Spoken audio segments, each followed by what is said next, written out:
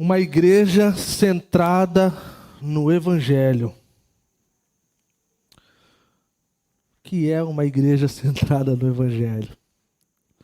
O que é o Evangelho? Eu creio que nós poderíamos fazer uma série somente para esse tema e não seria o suficiente. Porque existe tanta profundidade nesse tema. Então, primeira coisa é que o Evangelho ele é sobre Jesus.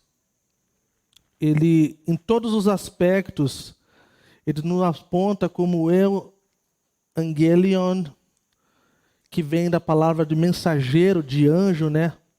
Angelion também, que fala das boas novas. As boas novas é acerca de Jesus Cristo. É acerca da sua vinda, da morte, da sua ressurreição. O Evangelho ele é a boa notícia para a salvação. Ele nos mostra que há salvação, que há poder para salvar desde o ok coração ao pior dos seres humanos. O qual, para quem gosta de fazer essa distinção, todos nós estamos nessa categoria sem Cristo, perdidos em nossos pecados e transgressões. Então, havia um abismo entre Deus e o homem, então Jesus Cristo veio para preencher esse abismo. Só que é muito mais do que isso. Nós precisamos, antes de entrarmos no Evangelho, nós precisamos entender o que não é o Evangelho. E existe uma coisa bem importante acerca disso, porque eu já falei isso lá nos primeiros domingos, quando eu comecei a pregar aqui. Se nós errarmos um pouquinho desse Evangelho, no nosso entendimento e conhecimento, nós erraremos em tudo. Nós erraremos na forma de lidarmos com a nossa comunidade, nós erraremos na forma que nós vamos lidar com as situações da vida, seja individualmente ou como igreja. Então, talvez você veio de um mesmo contexto ou de um contexto parecido com o meu, e nós temos essa questão de pregar Jesus, né? Nós vamos lá e nós contamos o nosso testemunho. Se eu não me engano, eu já falei isso também. A minha esposa, o testemunho dela é incrível, mas não tem nenhum drama, não tem nenhuma história cabulosa ou triste. Tem a coisa, cara, que ela viveu para Jesus desde quando ela se entende por gente. E que desde pequena ela tinha o entendimento de Jesus, o relacionamento com Jesus. Fez a sua primeira viagem missionária como adolescente e desde então vive para Jesus. Não matou ninguém, não ressuscitou nenhuma vez, não orou, foi curado de não sei o que lá. Sabe essa história cabulosa? Uma vez eu fui numa viagem, o cara contou a história assim, eu falei, mano, não tenho nem o que contar, não vou dar testemunho nenhum. Porque depois aí o cara disse que foi para não sei quantas vezes, tomou não sei quantos tiros. E, cara, e a gente pensa que isso é o pregar o Evangelho. Isso não é o Evangelho. Então vamos deixar claro aqui. O testemunho ele é importante, ele é algo incrível, mas ele não é o Evangelho. A minha história, a sua história pode ser linda ou trágica, mas ela não é o Evangelho. Ela pode ser tecida pelo Evangelho, ela pode ser rodeada pelo Evangelho, mas ela não é o Evangelho. Porque o Evangelho ele é acerca de Jesus Cristo no começo, no meio e no fim. Nós vemos campanhas evangelísticas tomando as nações aí, e quando você vai ver o que está acontecendo, não tem nada de Evangelho. Existem tantas coisas, mas nada de Evangelho. Quando você vai ver, você está ouvindo por aí que, na verdade, se você é um cristão de verdade, você tem que escrever no melhor, você tem que dirigir o melhor, você tem que comer do melhor, você tem que usufruir do melhor. Tem vezes que isso acontece conosco, legal, mas isso também não é o Evangelho. E na verdade está mais para um falso evangelho, conhecido como evangelho da prosperidade. Você pode ver lugares onde há fotos incríveis, vídeos incríveis, aparentemente tantas pessoas dando a vida para Cristo, pessoas repetindo orações que muitas vezes não entendem nem o que estão fazendo. Pode ser legal, pode ser ok, pode ser genuíno, pode ser de verdade, sim, mas isso também não é o evangelho.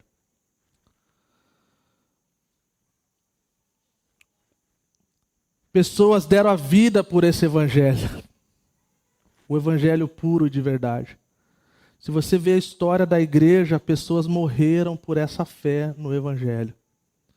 Algumas sofreram tamanha perseguição e sofrimento. E eu gostaria de deixar muito claro isso. Eu vejo que esse é um dos temas que eu mais amo falar.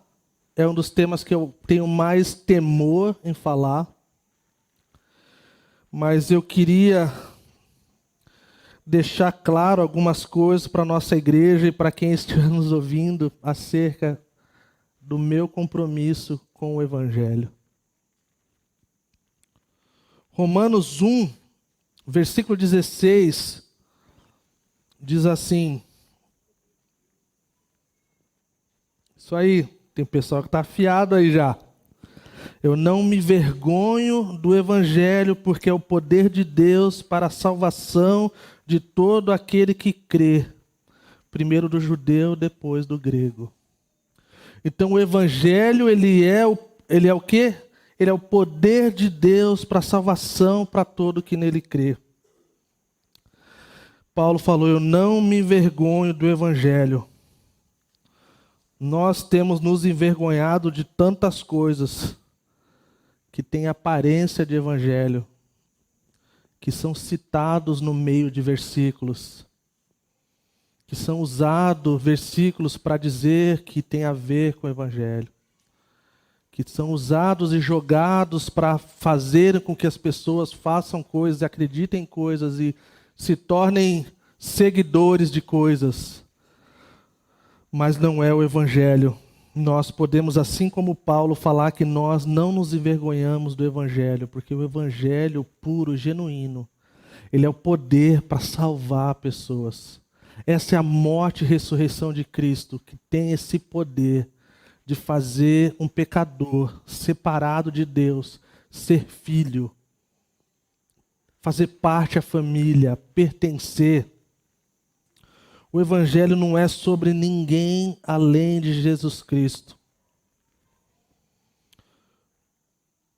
Pensando nisso, eu gostaria de ser honesto em relação à nossa comunidade, que vocês não vão ver e não vão ouvir da minha boca coisas políticas, coisas ideológicas.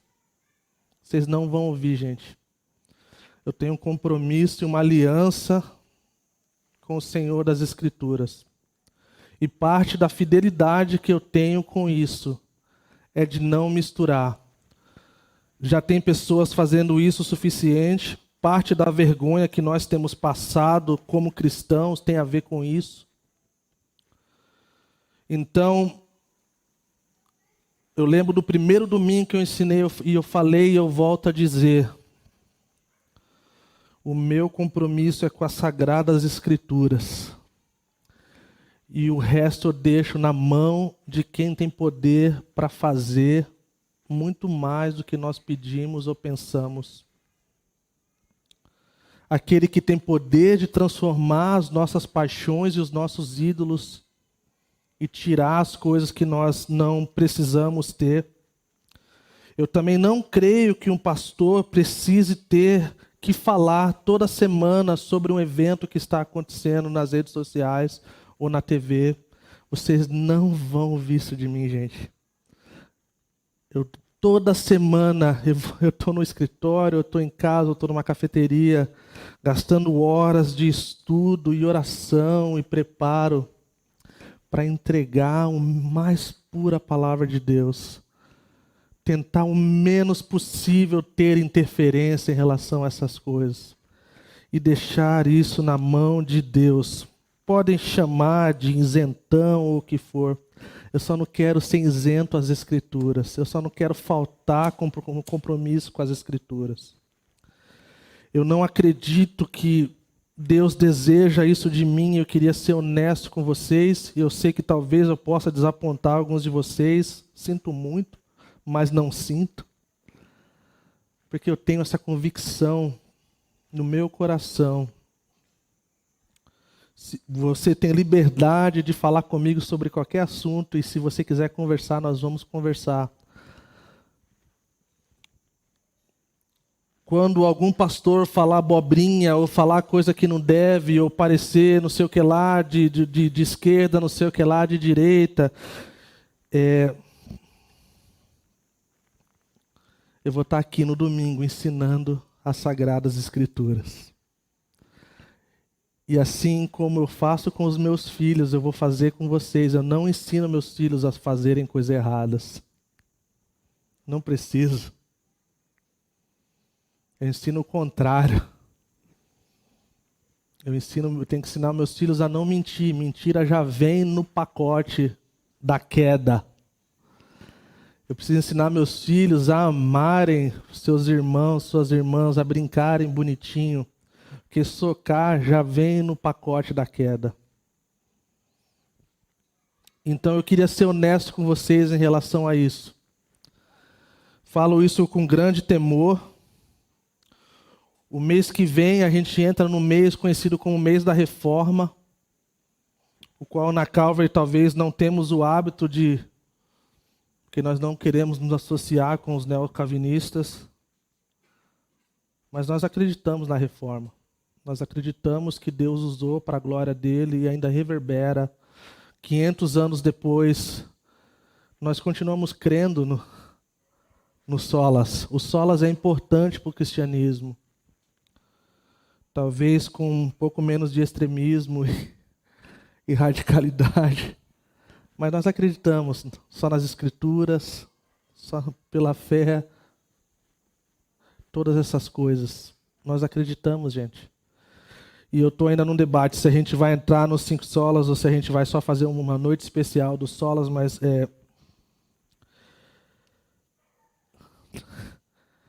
só queria deixar essas coisas claras para vocês. O meu compromisso é com o Evangelho e com as Escrituras.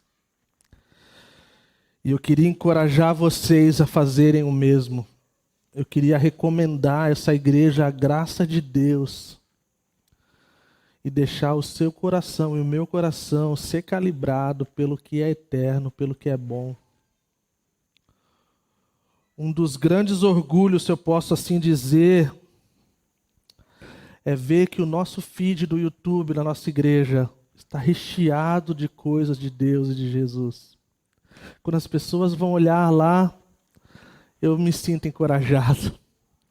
E eu queria encorajar você, se vocês estão ouvindo porcaria, cara, olhem no feed dessas pessoas e vê o que mais sobressai no feed dessas pessoas. Vê se é puro, vê se é as Escrituras. Por mais que muitas pessoas podem falar de coisas que trazem alento ao nosso coração, mas se não for a pureza de Jesus Cristo e do Evangelho, não é bom para a gente. Podem acertar em algumas coisas, mas errar no mais importante. Eu acho que eu já falei isso e eu volto a dizer. Alguns de vocês dessa igreja, quando você está surtando, quando você está passando dificuldade, quando você está tendo um tempo atribulado, uma das minhas primeiras perguntas é: o que você está ouvindo? E na maioria das vezes, 99,9%, está ouvindo coisas que não faz bem para você. Se você está em condenação, você pode se lembrar que não há condenação para aqueles que estão em Cristo Jesus. Que você não deveria ouvir um estudo, alguma coisa, e sair pior do que você entrou. Porque esse não é o coração de Jesus. O coração de Jesus envolve sim a contrição, envolve sim o peso do pecado, mas não é um chamado a continuarmos nisso. É um chamado a nos arrependermos, a lançarmos diante dele e andarmos em alegria no arrependimento. Um dos meus expositores favoritos, Steve Lawson, ele é um dos pregadores mais radical em relação ao Evangelho. Ele prega o Evangelho na conferência com pastores. Ele não consegue calar essa paixão pelo Evangelho. E eu queria ler e citar a descrição dele acerca do que é o Evangelho. E eu espero que isso aqueça o seu coração. Porque Jesus é muito mais do que a gente consegue descrever. Ele é muito maior. Ele merece a nossa vida. Ele deu a sua vida por nós, então nós podemos dar a nossa vida por ele. Mas olha a resposta quando perguntaram para o Steve Lawson o que é o Evangelho. Ele respondeu assim: o Evangelho é simplesmente Jesus Cristo. Quem aqui entre nós está cansado de ouvir esse nome? Quem de nós aqui se cansa de ouvir acerca desse Senhor? Ele é o Filho de Deus, o Filho do homem, enviado a esse mundo, nasceu de uma virgem e sem pecado, nasceu debaixo da lei, para que pudesse cumprir a lei que eu e você quebramos todos os dias. O Filho de Deus, perfeito, sem pecado, assim cumprindo todos os requerimentos da lei diante de Deus. Estava pronto para nos dar justiça a nós, para que a gente pudesse estar perfeitamente diante de Deus. Ele foi à cruz e lá foi levantado para morrer naquele lugar, para que os pecados de todos aqueles que creem nele fosse transferido para ele.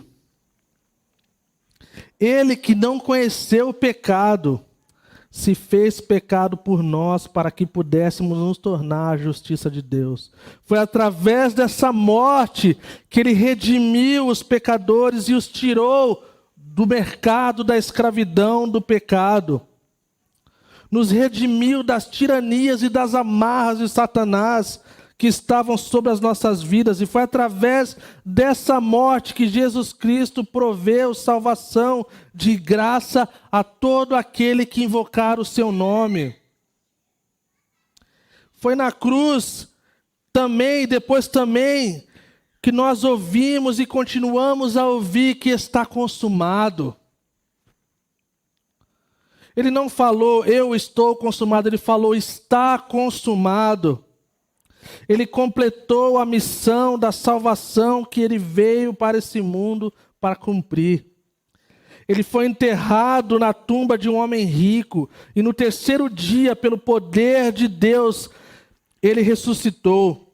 Ele ressuscitou dos mortos e veio andando ao sair da tumba vivo e ressurreto, vitorioso, salvador. Ele ascendeu ao céu e agora está sentado à direita de Deus, Pai. E todo aquele que invocar o nome do Senhor será salvo.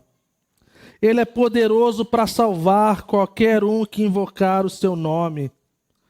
Invocar o nome do Senhor Jesus Cristo e olhar para longe de si mesmo, não olhar para a religião, para a sua igreja, para a sua denominação, para o seu batismo, para a membresia, para todas as suas boas obras, e olhar exclusivamente para o Senhor Jesus Cristo.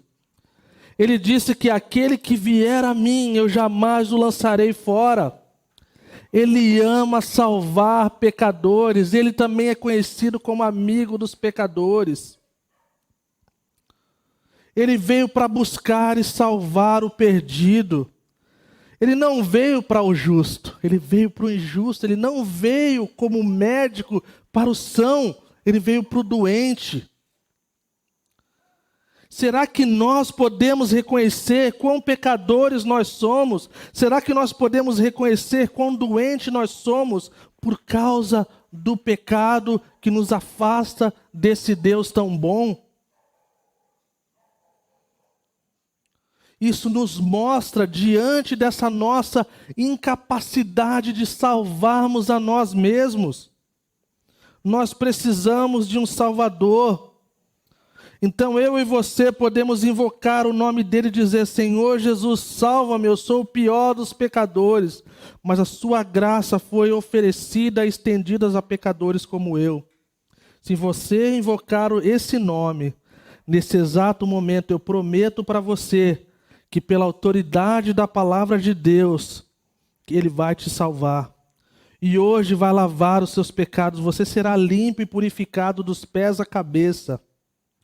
Venha, vamos arrazoar juntos, mesmo os seus pecados sendo vermelhos como escarlate, eles se tornarão brancos como a neve, limpos.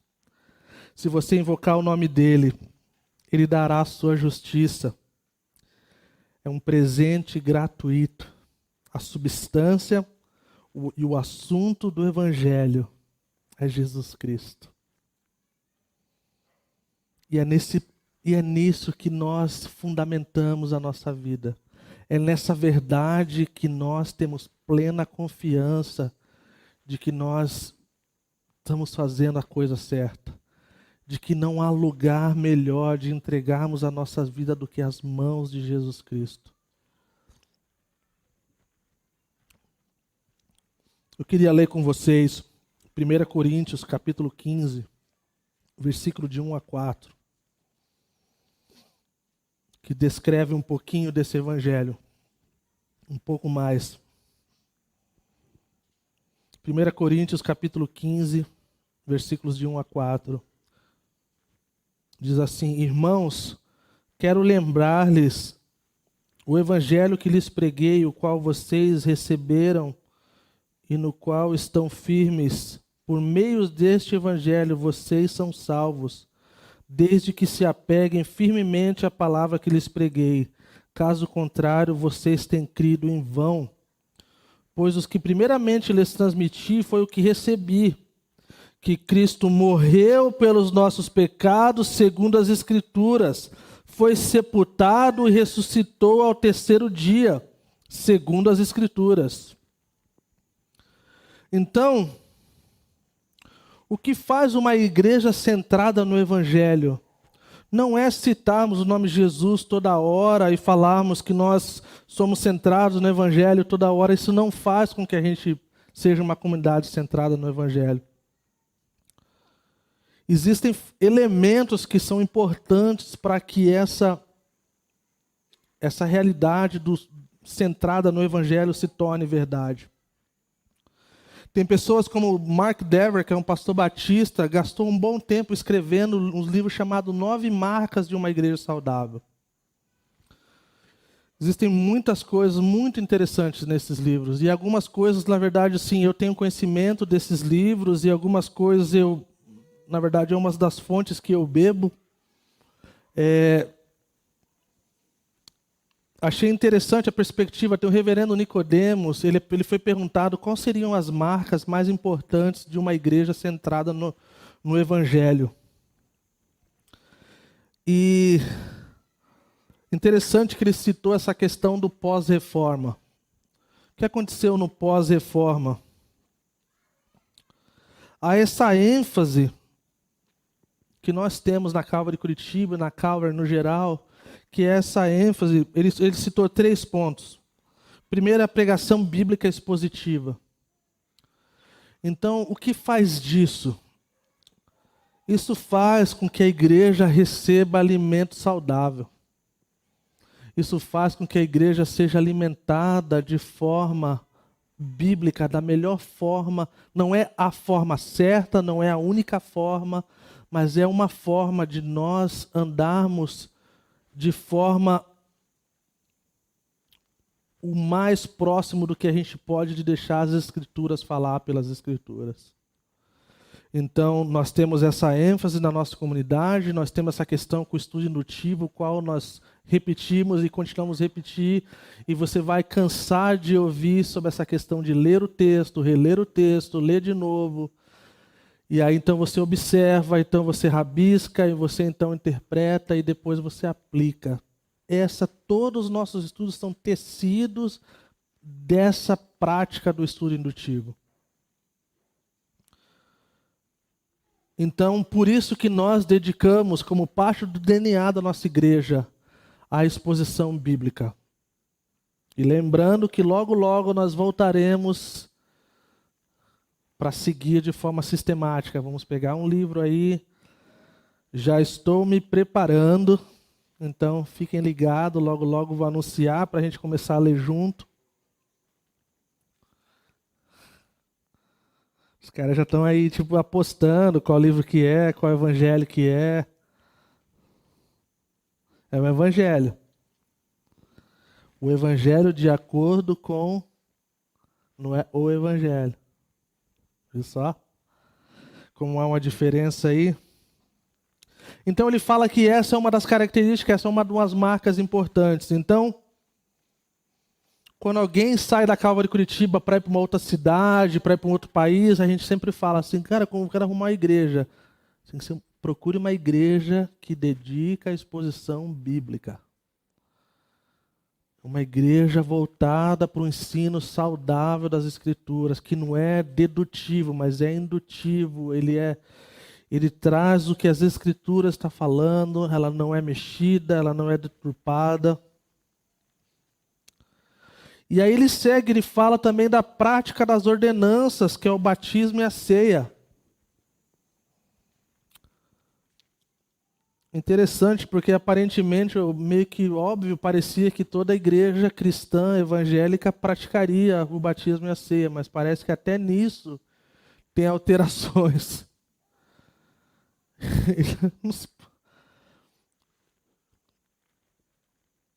Terrível, gente. Então nós praticamos isso.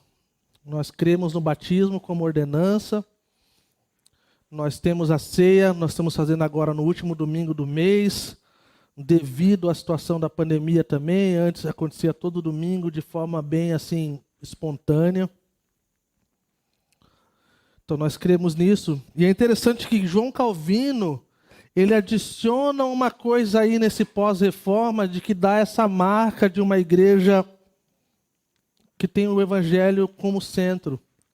Ele inclui a prática da disciplina bíblica, o qual eu não vou falar muito, porque domingo que vem nós vamos falar sobre isso, nós vamos falar sobre a membresia, nós vamos falar sobre a disciplina bíblica, o qual nós temos um bom espaço para crescimento e amadurecimento, vamos assim dizer. Então, assim, nós vamos olhar na perspectiva bíblica do que é. Nós temos dificuldade, esse termo disciplina, ele soa muito ruim para a gente. Mas a gente vai ver que, na verdade, tem muito mais coisa positiva do que uma coisa raivosa, uma coisa de colocar as pessoas de canto, de fazer as pessoas serem humilhadas, como em alguns lugares são. Mas a gente vai falar sobre o cuidado, na verdade, de quão importante é a nossa comunidade quando alguém cai em pecado, que precisa de ser restaurado, quando relações são quebradas, quando casamentos estão à beira da ruína, ou já se partiu. Existe um tempo de restauração, existe um tempo de sentar e receber e ser cuidado. Então, assim, domingo que vem nós vamos falar mais sobre isso. E seguindo adiante, de forma bem resumida, gente, algumas coisas que eu gostaria muito de que fizesse parte da nossa comunidade. Olha que interessante, eu falei agora na perspectiva, né, do Nicodemos, agora indo para um caminho mais excelente, agora alguém perguntou a mesma pergunta para o Keller. Ele escreveu um livro assim para falar sobre isso, a Igreja Centrada. Então eu peguei uma parte eu peguei uma parte em relação ao culto. O que faz um culto centrado no Evangelho? Vocês estão percebendo que a gente está batendo na mesma tecla aí há uns domingos. A gente está falando sobre o reunir. Seria bom se a gente decorasse até o final do ano. A gente se reúne, então nós somos chamados à adoração. Então o primeiro é reunir. Nós ouvimos, então nós estamos nesse período agora, nós estamos recebendo a palavra de Deus. Num dia normal, onde nós teríamos ceia, nós teríamos esse tempo de comunhão através da ordenança. Então nós teríamos comunhão ou comungar. E nós temos o envio, que tem se tornado prática nossa, da oração de envio. Nós estamos ainda engatinhando como mudar algumas coisas no sentido da nossa prática de culto, mas nós queremos ter um chamado à adoração próprio da Calvary Curitiba, que nós entendemos que tem a ver com a nossa comunidade. E no começo, então, os ministros de louvor chamar a igreja à adoração. Seja com um salmo, seja com uma oração que nós juntos criamos, tecidos de salmo, tecidos de chamado à adoração. Então nós estamos trabalhando, talvez alguns de vocês já perceberam, nós estamos andando nesse caminho, trazendo esse entendimento.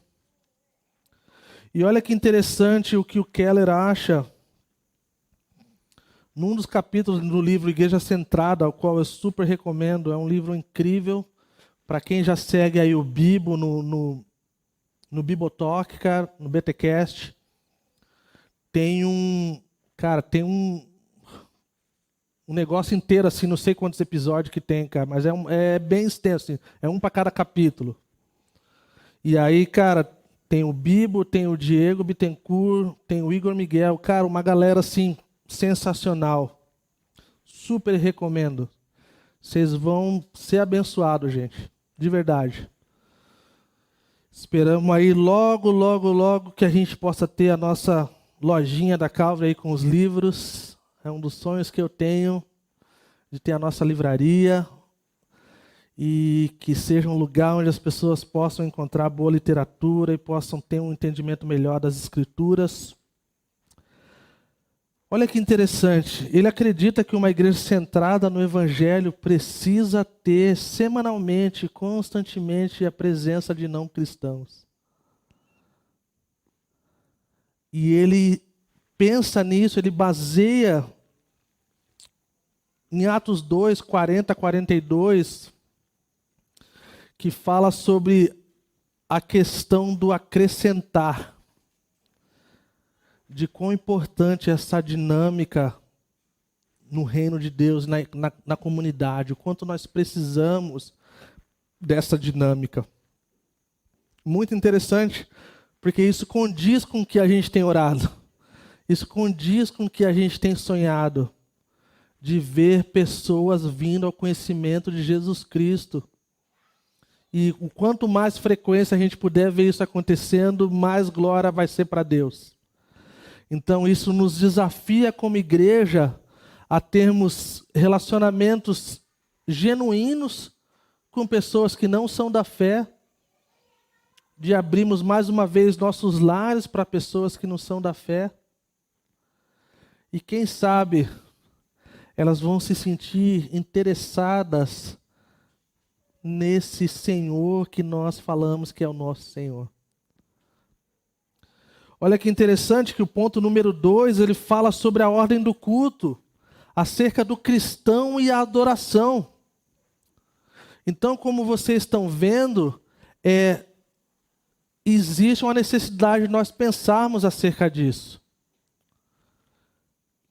Existe essa questão que em muitos lugares tem, cara, você vai visitar, você não está entendendo nada do que está acontecendo, e você só tem um sentimento que parece que é uma coisa antibíblica.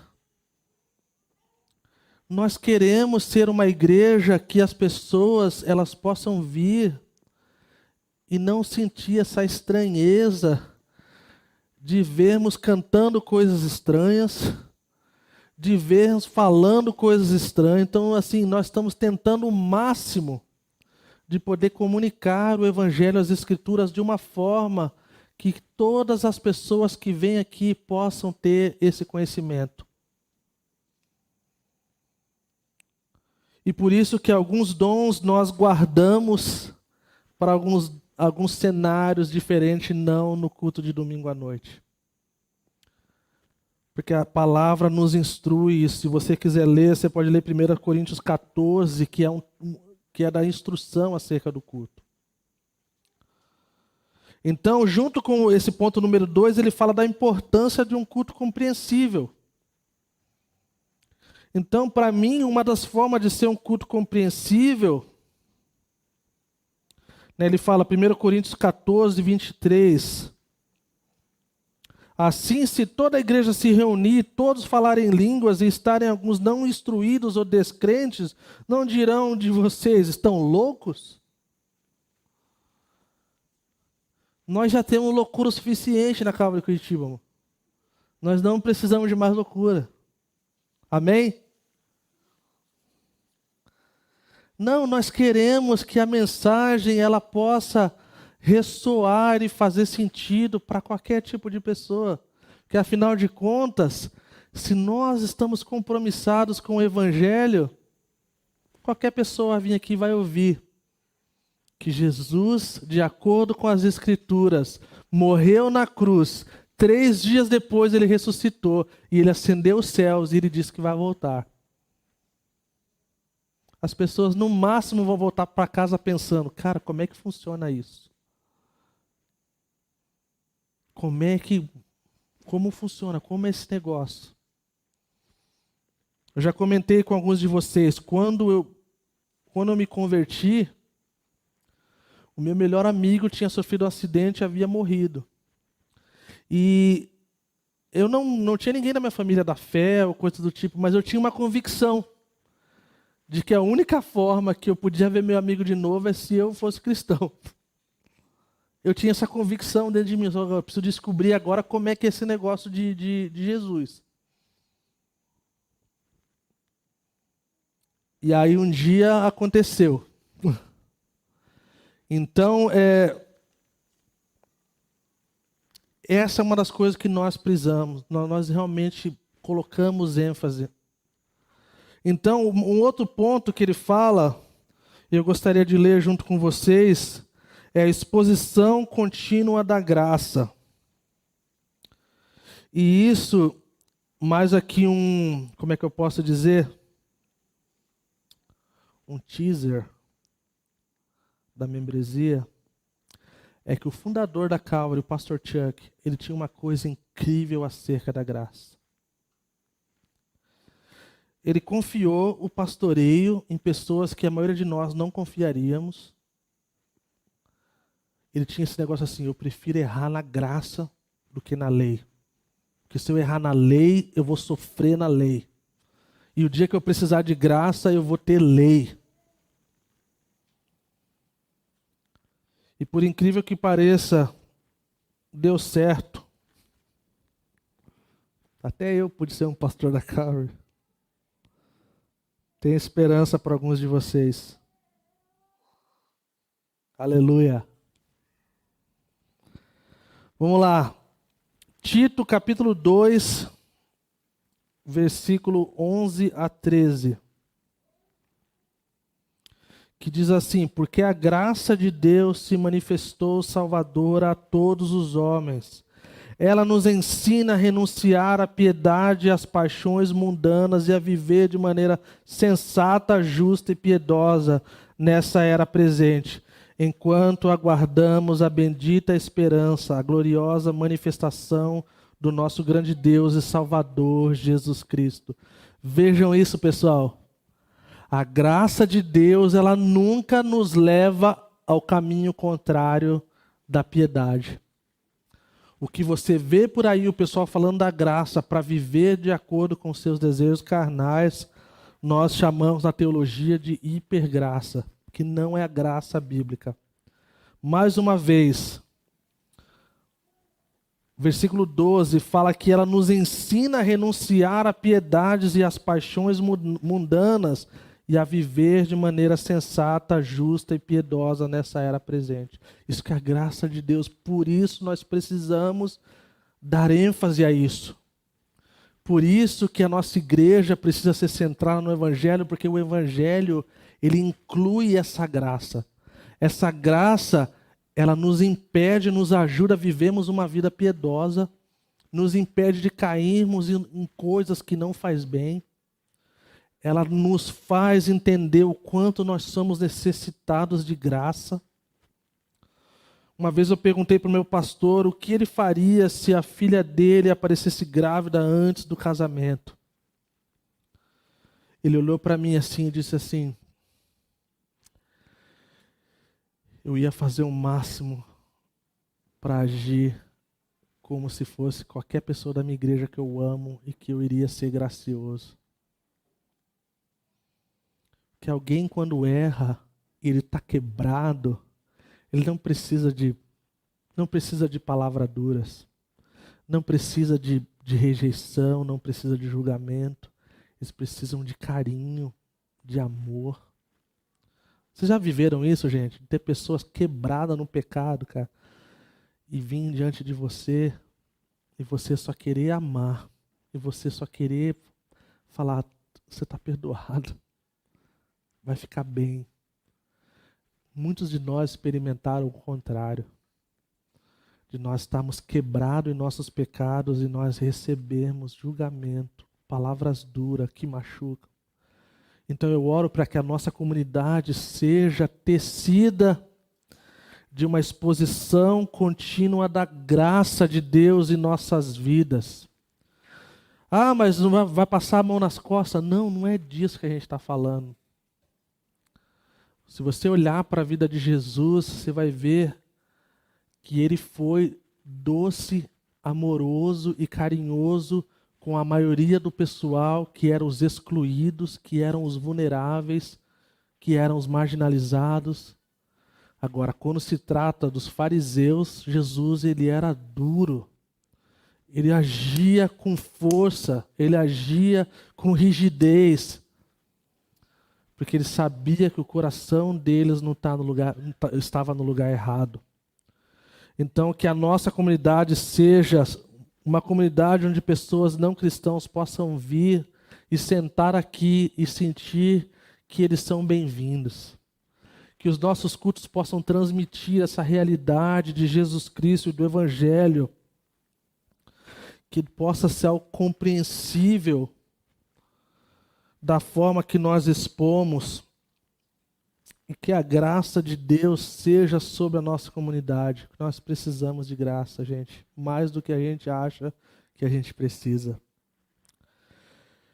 E mais uma vez eu gostaria de encorajar vocês: encham os seus lares com Jesus Cristo, encham os seus corações com Jesus Cristo. Eu ensinei de manhã lá na Presbiteriana, cobri um amigo meu, e eu falei daquele texto de Efésios, capítulo 5, de 15 e 20, que fala assim: não se embriaguem com vinho, mas deixem-se encher pelo Espírito. Paulo estava dizendo assim: sejam constantemente cheios do Espírito, que vocês vão viver uma vida sábia. Vocês não vão viver como tolos. Fica uma lição de casa para essa semana para a gente ler. Efésios capítulo 5, versículo de 15 a 20. Eles falam: tenham cuidado com a maneira que vocês estão vivendo. Não vivam como tolo, vivam como sábio. Aproveitando bem o tempo de vocês, porque os dias são maus. Ele segue adiante falando, de ser cheio do Espírito Santo, e depois ele fala: então, por causa dessas coisas, por essa razão, estejam juntos, falando de salmos, hinos, cânticos espirituais, louvando e cantando a Deus com o coração, dando graça ao Senhor. Essa é a glória do Evangelho em incorporada na comunidade como a verdadeira koinonia. Um dia que nós vemos isso na nossa comunidade, nós estaremos num bom lugar. Quando nossas conversas e coisas que nós vamos reunir estiver fluindo essa coisa do nosso meio.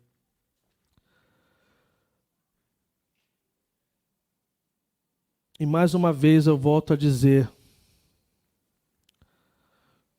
como parte do cuidado sobre o rebanho que Deus tem colocado na minha mão e do Lucas, eu rogo a vocês que vocês cuidem do que vocês têm ouvido. Cuidem. Cuidem. E procurem coisas que vão abençoar você e o seu lar. Procurem coisas que não vão deixar vocês mais confusos do que vocês já estão. E essa é a simplicidade de Jesus que a gente quer ter aqui na nossa igreja, gente. Jesus, ele é tão simples que qualquer criança pequena pode entender. Embora ele seja tão profundo em tantas coisas quando se trata de questões intelectuais e filosóficas. Mas o básico é que não vale a pena trocar Jesus por nenhuma outra coisa. Esse é o básico. O básico é, cara, eu estou ouvindo isso. Será que isso está trazendo alento para o meu coração? Será que isso está me motivando a estar mais perto de Jesus? Será que isso está em coerência com as Escrituras ou isso aqui está estranho?